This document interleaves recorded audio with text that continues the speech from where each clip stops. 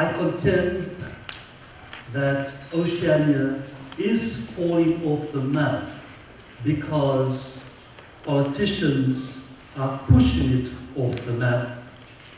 Economists are pushing it off the map.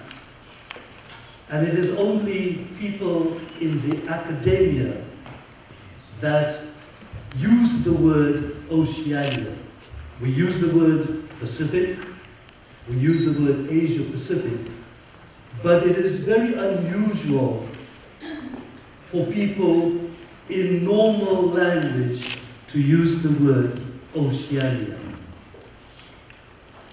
You may use the word in this forum, but many of us flip between Pacific, South Pacific, Asia Pacific, but the construct of Oceania is not used often.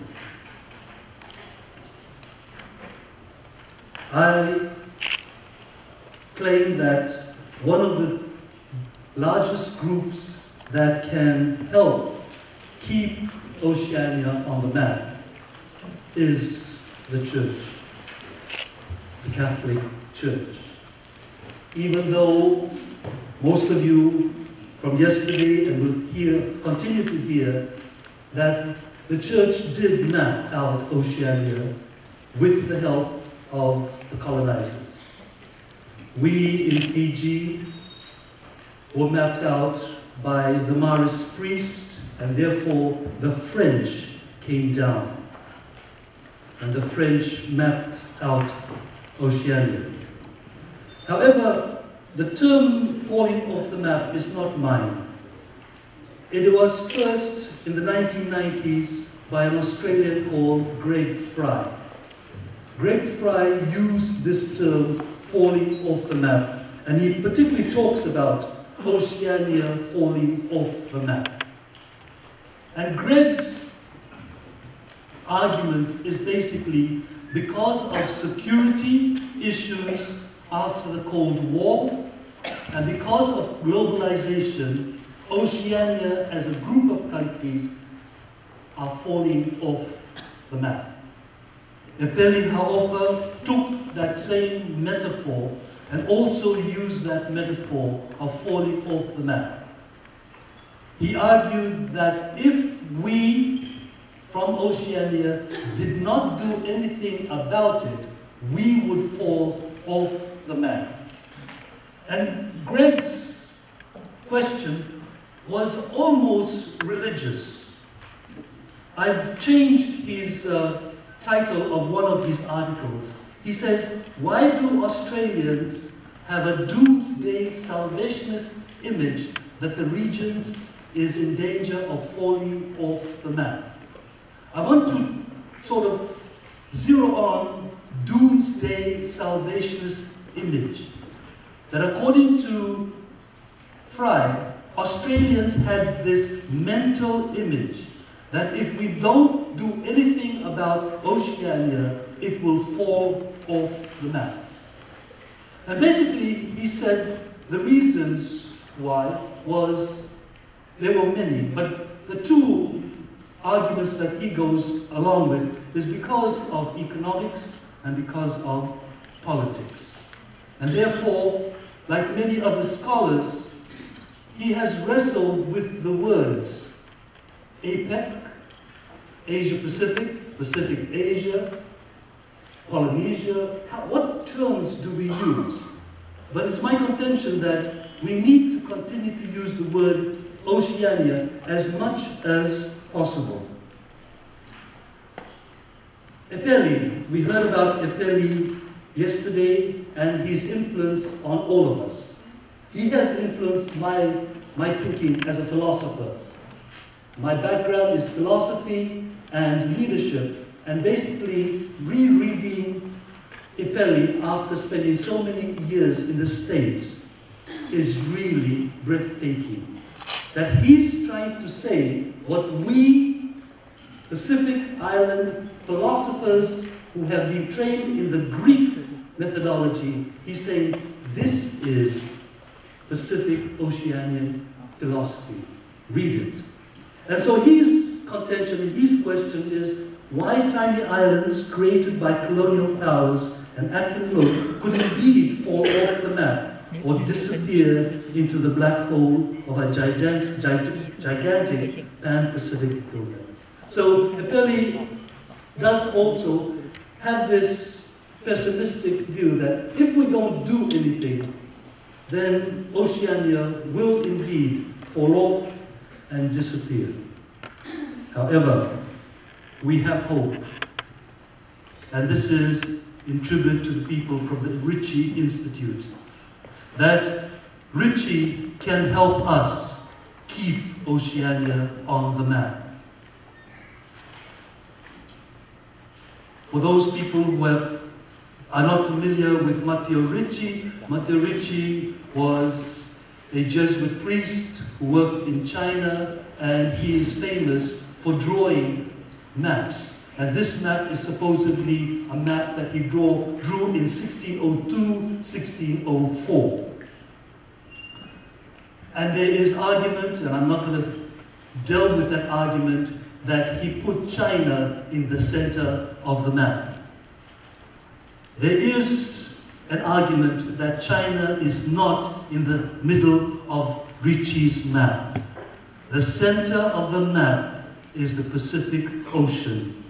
And this is sort of promoted by this person in Italy. There's been many discussions over the year celebrating the anniversary of Matteo Ricci, and for those who are from the Ricci Institute, you'll understand. But basically, according to Gianni Crivella, that really Ricci put the Pacific Ocean in the center. And so for us, how do we keep Oceania in the center? And I'm going to move to sort of psychology, that basically we have to change our mental maps. There must be a transformation of our mental map. And one of the things that we will learn from Ricci is that he did draw the map, but basically coming into China, he had to transform his mental map. Unless we transform our mental maps, everything else we do will be futile. We will not be able to change or keep Oceania in the map. And from the speakers yesterday, some people now talk about climbing onto the map. But listening to some of the speakers yesterday, I think, how do we sing Oceania back onto the map? How do we dance Oceania back onto the map? And this is the challenge we have. How do we get Oceania back onto the map? And basically, his creation of world maps allowed Ricci to utilize cartographic space to convey what he had understood about the world around him in the late 16th and early 17th century, revealing a fluid and continuous shaping and progression of his perceptions of China and the world. So he changed. According to this particular writer who did her master's thesis on Ricci and the maps, she says, Ricci really is a good model of how to change our mental maps. Take what we have and change it, and then portray it on a piece of paper. And so, in order to do this particular writer suggests two things. We need to experience cross-cultural intellectual transformation and redraw the boundaries of the map using knowledge from the people who supposedly know the lines. And basically, one of the attributes of Ricci too is he kept on going to Chinese scholars. He brought all the information from Europe, but he kept on going back. Where are the lines? Where are the lines? And we know that the lines that were drawn are different. And then, this is this writer's claim. He didn't draw the map for missionary work. He used the map, really, to organize, preserve, and transmit the information. So maps are crucial. Even though they're on pieces of paper, they sort of communicate what's in our mind. And we've used different maps over the last day, and different people from different disciplines have used different sort of maps coming from their own background or discipline. Okay. The group in Oceania, besides people like Katerina and Vilisoni and Epelia Haofa, this group still uses the construct Oceania. Fry still uses the construct Oceania. And there's several writers from Hawaii who really use the word. They don't use any other word but Oceania. I'm going to present the second part. Is basically the Catholic Church is trying to keep the word alive. In a document called Ecclesia in Oceania. And the bishops from Papua New Guinea, Australia, New Zealand, and the whole of Oceania said this, that Oceania has to be reclaimed and valorized by visionary reconceptualization of the embodied life experiences of the people, their culture, history, and context. For those people who said the church was bad, this is really a shock, that the church is now saying we need to speak Oceania. And the church in Oceania refuses to change the name to the churches in Asia Pacific, the churches in the continent of Australia and the Pacific Ocean. They want to keep the word Oceania in the dialogue.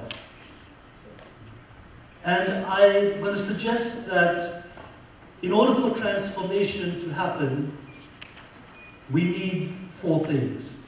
We need to communicate Oceania, meaning not only speak, dance, sing, write. We not only have to speak about it like here in a conference, we have to dance Oceania. We have to sing Oceania.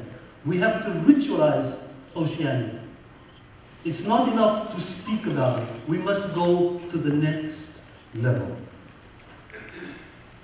In order to transform our mental models, we need to speak about real people in real places.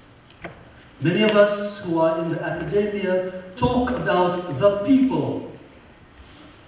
And anthropologists say, yeah, we do talk about the people. But I think if we're going to talk about Oceania, we need to talk about people. And here I'm talking about, I use the word speak humanity. We are speaking about these human people in a particular context. Thirdly, we need to celebrate sacredness. If there's any sort of line that, from my studies, from Alaska to New Zealand, on indigenous peoples, this is one particular one.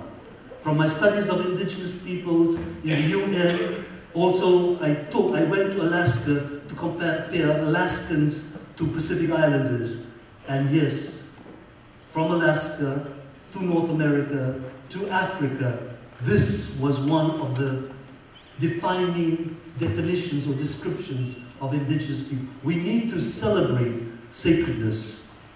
And lastly, we need to embody hope. Unlike the doomsday salvationist image, we've got to say there is hope.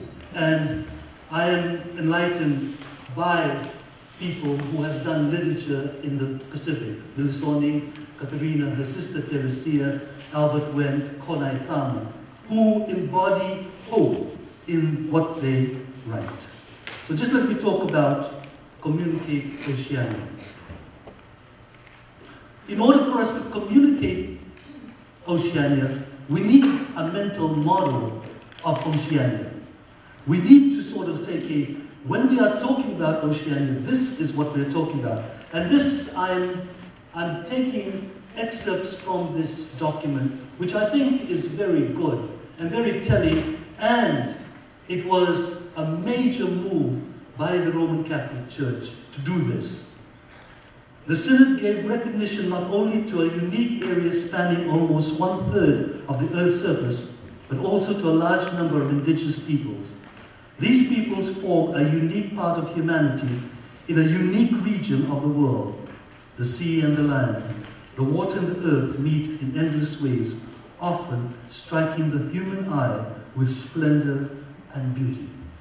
So we need to start thinking, when I say Oceania, what comes to my mind?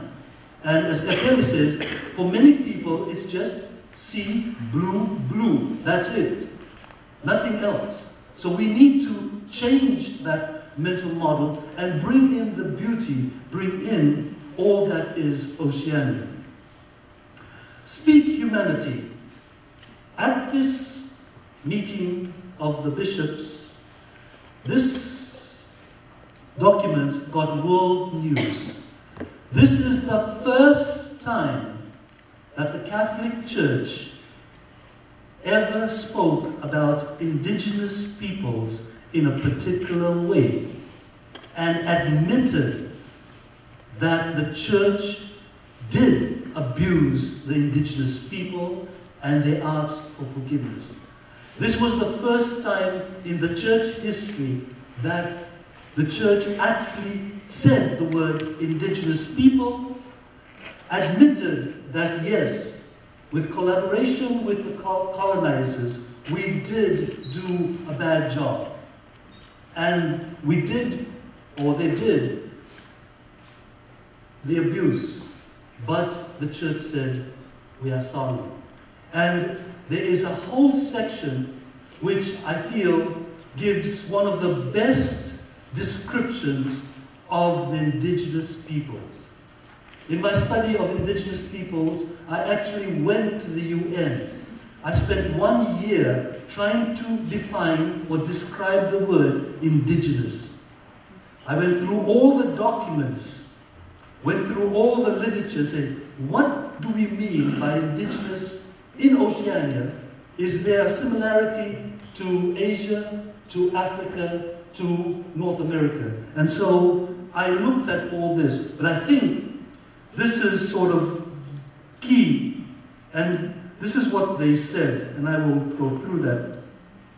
But I want to just go through, this is really cut and paste. I've taken out several descriptions of indigenous people in this document.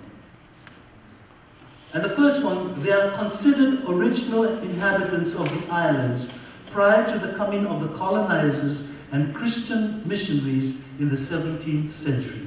So, very definite that the indigenous people in Oceania are considered the original inhabitants. Why is that original? Because amongst the indigenous people themselves, it says, who's original? So they're considered the original people in relationship to the colonizers and the Christian missionaries. So it's a very clear documentation. And this was, if you're familiar with the UN definitions of indigenous, this is still a contention. Who is original? Who are the original inhabitants? Is it time factor? Is it conquest factor? Whatever the factors are. Second, the indigenous cultures are made up of a mosaic of many different cultures and language, which are distinct even amongst people living in a particular geographical area. So it's a mosaic. Bits and pieces, but it makes up a nice picture. So we have to understand that even amongst the indigenous peoples, there are different cultures. We need to understand that, because the first thing was lump all the indigenous people into one category, and then we have that problem. The next one, they have a profound sense of community and solidarity in family and tribe, village and neighborhood. So the whole sense of community. And people say, we have community. However, the key word is profound. The next. Have a solidarity with those who went before them, and exceptional authority according to parents and traditional leaders. This would not have been in a Catholic document 20 years ago. We would have accused this group of ancestor worship. But now we accept ancestor worship. But this is brand new, that we accept that the indigenous people have solidarity with those who went before them, basically the ancestors. And so ancestors are crucial to indigenous peoples in Oceania. You might say, that doesn't apply to Taiwan, it's up to you. But this is the Oceanian bishops themselves, indigenous, defining themselves. Land is important for indigenous peoples. And we'll say, well, what about the sea? It's coming. So this, I can't carry on. They possess an ancient and profound sense of the sacred. This too would not have been said 20 years ago by the Catholic Church. That indigenous peoples have an ancient and profound sense of the sacred. And we are still having a problem now. We said it, but putting it to reality is another thing. The next one. Practices and rituals are very much part of their daily lives and thoroughly permeate their cultures. And for those of you, or those of us who really work with indigenous people, it can be a bother. Because stop, we have to have this ritual now, but we need to work. Just stop. And so this whole daily life, these rituals and practices permeate their daily life. It's part of their daily life. And so you can't work with indigenous peoples, at least in Oceania, if you don't have time. Because they're going to say, today we're going to do this study about you. They'll say, well, come, and in Fiji, drink kava all day. It's a waste of time, but that's us. So it's a challenge for those in the academia, and trust me, doing my studies was that I went to New Zealand from San Francisco, got off the plane, went to see one of the Maoris, and they said, oh yeah, you told me the appointment is now, but let's go to the marae and just let's talk. I said, I have to go back. I have to finish this study in 3 years' time. Yeah, that's not my problem, that's your problem. But that whole thing is part of us. This one here, and this is sort of very much to do with the ocean, the natural world is not just a resource to be exploited, but also a reality to be respected and even reverenced as a gift and trust from God. So the sea is to be respected, but we must reverence the sea. And I think Katerina, yesterday in her presentation, how do we reverence the sea? By dancing. We dance the sea. We embody the sea. But this is for you who are into sort of religion, this is major change in doctrine. And this one is something that I like. Retain an appreciation of silence and contemplation and the sense of the mystery of life. And this is one thing that I have found in my study is, why are you so quiet all the time? Speak. It says, why should I speak? I'm going to just be here. But this silence, the appreciation of silence and contemplation, and the sense of the mystery. Why is this like this? If you ask an indigenous person, I don't know. It's just like that. But for us who are trained rationally, A, B, C, it says, give me a reason. Give me the evidence. They'll say, the evidence is there. The tree. Look at the tree. And the evidence is there. So the mystery of life.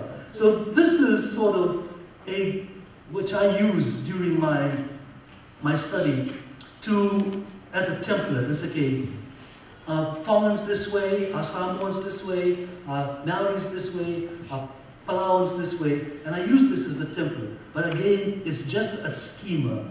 And like in the academic world, a schema is to help us refine our description. And this is sort of one way to refine our description of the word indigenous in Oceania.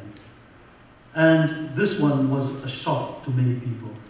They have traditional religions which have seeds of authentic God awareness. Basically, we are saying, and this is dangerous for those who are Roman Catholics here, that God is not in the Roman Catholic Church, not even in the Christian Church. It's in traditional religions. And I won't go into that part, but so celebrate sacredness. We want Oceania to come back onto the map, swim onto the map, sing back onto the map. Celebrate sacredness. Don't recognize sacredness, celebrate it. And most of you who are familiar with Indigenous people, there's a lot of celebrations. In my work with the tribal peoples in India, my first night I was shocked. We came into the place, then they said there's a celebration. I said, fine. Then all of a sudden I saw these women with these bottles of alcohol, their own drink, coming in and dancing and singing. Okay, but they're Indian. For us in Fiji, Indian are very strict. They don't drink alcohol and dance in public. But these tribal peoples in India were very, very sort of in the mood of dancing. And they said, it happens every week. There is I think it was Wednesday, that they would get together and dance and sing and look for their partners. And then they would go off and get married after that 1 week. This one, Sacredness of the Ocean, I don't have to repeat that. But basically, several articles are now available that Kiribati, Tuvalu are falling off the map. Basically, with climate change and rising tides, these islands are literally falling off the map and becoming just water. But this is basically referring to the environment and particularly to climate change. But if we begin the conversation with this, then I think the conversation will make sense to the Indigenous people. But if we talk about climate change, it'll be difficult. And I did a presentation. People are familiar with Tuvalu, people are familiar with Kiribati, but I did a study in Micronesia in an island called Yap. And basically, the indigenous people there said, the problem we face now is we do not have a story to explain this. We have a story to explain when the tide came up, when there was rain, when there was disaster. But this, we don't have a story. And that's the sad thing, is that they don't have a story to explain what's happening to them. And this is part of, to stop the islands from falling off the map. This one, I think, is the most crucial, and I bow down. I've done all my work in the States, and really I've been out of Oceania for many years. But I bow down to people like Gilisoni, Katerina, and Peli, that really, through their writing, and if you have a chance to see part of the writing or the film that Gilisoni made, is we need to embody hope. We, meaning the people from the islands. We cannot afford to do what Fry said, that we have a doomsday salvationist image. We need to embody hope. And this is sort of the churches, that the hope of the peoples, that the future will bring new and even more wonderful gifts of grace to the lands of the great ocean. Hopes and challenges, but with the hopes come the challenges, with the needs, opportunities. And so, sort of this punchline is basically, if we speak, communicate Oceania, if we celebrate sacredness, if we embody hope, then we won't have a doomsday. That Oceania, like in Ricci's map, will continue to be in the center, and like Ecclesia, that it'll become a continent. And I go back to the Pacific writers. This is 3. Basically, after all the church talk, I think people, the writers, the Pacific writers, have really led the way. They are actually singing back Oceania onto the map. They're actually dancing Oceania back to the map. And I'd like to read Albert Wendt, a Samoan scholar, he taught me a long time ago in USP, but I think these 3, I belong to Oceania, or at least I am rooted in the fertile portion of it, and it nourishes my spirit, helps me to define me and fill my imagination. That's what I call hope. We not only speak about it, we embody it, we appropriate. This is Katerina's sister, who is also a scholar. And she says, we sweat and cry salt water, so we know the ocean is really in our blood. And then back to the person that has influenced a lot. An identity that is grounded on something so vast as the sea is, should exercise our minds and rekindle in us the spirit that sent our ancestors to explore the oceanic unknown and make it their home, our home. So my plea to you is, help us embody that hope so that we can keep Oceania on the map by singing and by dancing. Thank you.